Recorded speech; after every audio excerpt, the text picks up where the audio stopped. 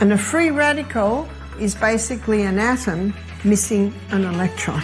And when an atom is missing an electron, it grabs an electron from the next atom. And then that atom grabs one from this. So you've got this chain of free radical action that can be damaging to the tissues.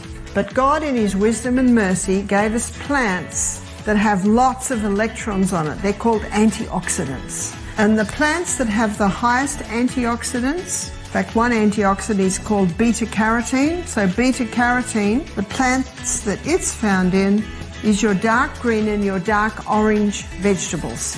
So the majority of juices that we give our guests are 80% carrot, 10% apple and 10% celery. And our celery is very green, like your celery out in the garden. Dark green. 80% carrot, 10% apple, it's usually the Granny Smith, and 10% celery.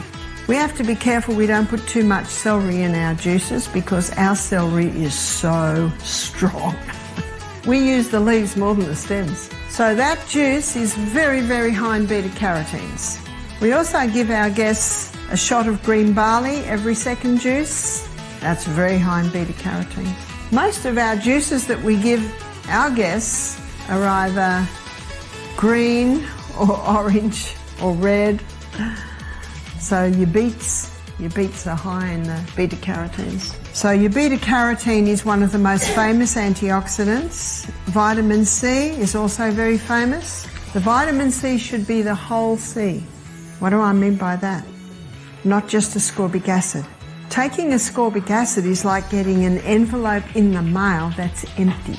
When you find ascorbic acid in nature, you'll find it with bioflavonoids. So when you use vitamin C, it should be ascorbic acid with bioflavonoids. So that's your whole C. You've heard of Linnaeus Pauling. He became very famous on his work on vitamin C. It was always the whole C. And vitamin E is also an antioxidant, like beta-carotene and vitamin C. These are the three most famous antioxidants. Vitamin E is a fat-soluble vitamin. The way you remember your fat-soluble vitamins is ADEK, A-D-E-K. A-D-E-K are your fat-soluble vitamins.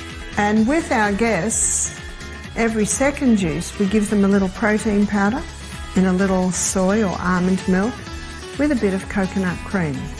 So in the almond milk and in the coconut cream, they're getting vitamin E.